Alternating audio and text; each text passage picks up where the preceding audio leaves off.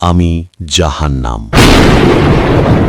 কোরআন ও হাদিসের আলোকে শোনো আমার ভয়াল বর্ণনা।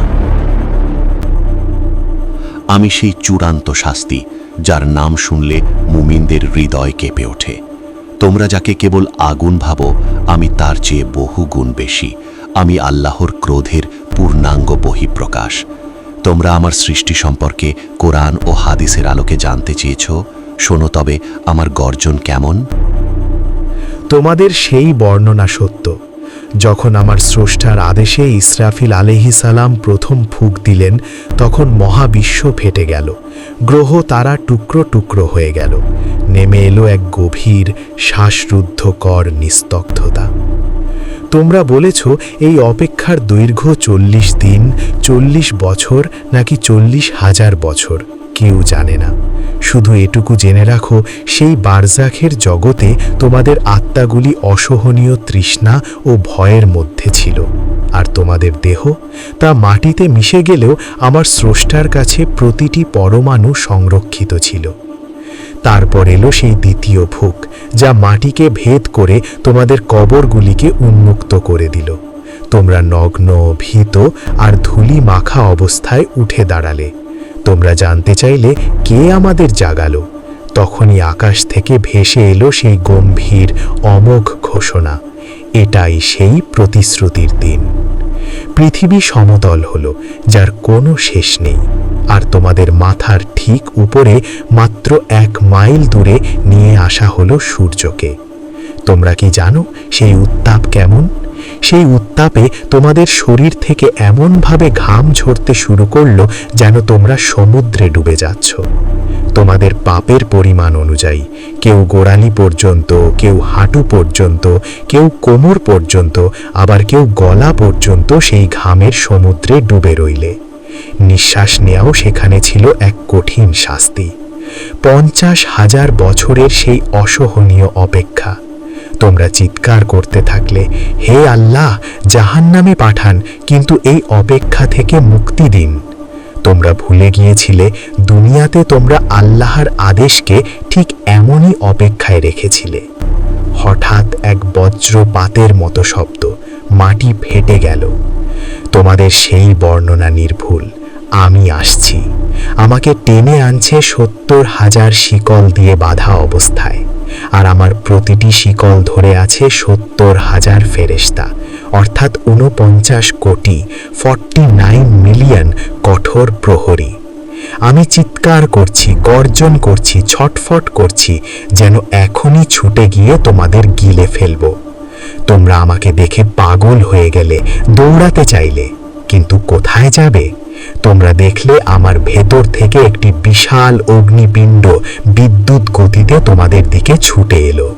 সেই আগুন তোমাদের শেষ করে দিতে পারত, কিন্তু জিব্রাইল আলাইহিস সালাম এসে ঢেলে দিলেন সেই পবিত্র অশ্রু, তোমাদের অনুশোচনার, আল্লাহর ভয়ে ঝরানো চোখের জল, যা আগুনকে নিভিয়ে দিল।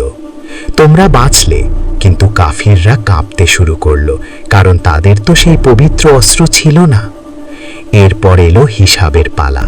তোমাদের হাতে দেয়া হলো সেই কর্মফল লিপি। সৎকর্মশীলরা ডান হাতে পেল, আর পাপীরা বাম হাতে, পেছন দিক থেকে। তোমরা মিথ্যা বলতে চাইলে, অস্বীকার করতে চাইলে, কিন্তু আমার স্রষ্টা, যিনি ন্যায় বিচারক, তিনি তোমাদের মুখ বন্ধ করে দিলেন। তারপর তোমাদের হাত, পা, চোখ, কান, জিহ্বা কথা বলতে শুরু করলো। তোমাদের অঙ্গ প্রত্যঙ্গই তোমাদের পাপের সাক্ষ্য দিল। তোমাদের পাপী দেহ নিজেই তোমাদের বিরুদ্ধে বিশ্বাসঘাতকতা করল। তোমরা হতভম্ব হয়ে জিজ্ঞাসা করলে, তোমরা কেন আমাদের বিরুদ্ধে সাক্ষ্য দিলে? তারা উত্তর দিল, আল্লাহ, যিনি সব কিছুর মালিক, তিনিই আমাদেরকে কথা বলালেন। এবার সেই চূড়ান্ত পরীক্ষা। আমাকে ঘিরে তৈরি হলো সিরাজ সেতু। তোমরা ঠিকই বলেছ, তা চুলের থেকেও সূক্ষ্ম, তরবারির থেকেও ধারালো। তার নিচে আমি হা করে অপেক্ষা করছি, ক্ষুধার্ত দানবের মতো। মুমিনরা, তারা তাদের নূরের আলো দিয়ে সেই সেতু পার হলো, কেউ বিদ্যুতের গতিতে, কেউ বাতাসের বেগে। সেতু তাদের কাছে ছিল সমতল রাস্তার মতো। মুনাফিকরা, তাদের নূর হঠাৎ নিভে গেল, ঘোর অন্ধকারে তারা চিৎকার করতে লাগলো, কিন্তু তাদের রক্ষা করার কেউ ছিল না। কাফিররা, তাদের তো নুরই ছিল না। সেতুর ধারালো অংশ তাদের পা কাটল, তারা হোঁচকে খেল, আর লক্ষ লক্ষ কোটি কোটি মানুষ আমার গভীরে, আমার অতল খাদে ছিটকে পড়ল। আমি চিৎকার করে বললাম, আরও আছে কি? আল্লাহ প্রশ্ন করলেন, তুমি কি ভরে গেছো? আমি উত্তর দিলাম, আমি এখনো ক্ষুধার্ত, আরও আছে কি? তোমরা শুনে নাও, আমি শুধু একটি স্থান নই। কোরআনে আমার 7টি স্তরের কথা বলা হয়েছে, প্রতিটি স্তর নির্দিষ্ট পাপীদের জন্য। যেমন প্রথম স্তর জাহান্নাম, শাস্তি হবে আগুনের শিখা, যেখানে শাস্তির পর মুক্তি মিলবে। যারা গাফিল মুসলমান, নামাজ ত্যাগ করত, দেরিতে পড়ত, তাদের জন্য শাস্তি। দ্বিতীয় স্তর লাজা, যেখানে শাস্তি দাউ দাউ করা শক্তিশালী আগুন, শরীর গলিয়ে দেবে। যারা দিন নিয়ে উপহাস করেছে, ঠাট্টা করেছে, তাদের জন্য রয়েছে এ শাস্তি। তৃতীয় স্তর সাকার, যেখানে থাকবে ধ্বংসাত্মক আগুন, অনন্ত ক্ষুধা ও তৃষ্ণা। যারা গরিব দুঃখীকে অন্ন দিত না, জাকাত দিত না, তাদের জন্য এ ব্যবস্থা। চতুর্থ স্তর হুতামা, যেখানে থাকবে ধ্বংসাত্মক আগুন, হৃদয়ে দহনকারী। লোভী, স্বার্থপর, সোনা রূপার দাস, সম্পদ জমাকারীরা এ ভয়াবহ শাস্তি আস্বাদন করবে। পঞ্চম স্তর জাহিম, যেখানে থাকবে ক্রুদ্ধ অগ্নি, অঙ্গ প্রত্যঙ্গ আলাদা আগুনে পোড়ানো হবে। অহংকারী ও জালেম, ক্ষমতার দম্ভ দেখানো শাসক মালিকরা এই স্বাদ আস্বাদন করিবে।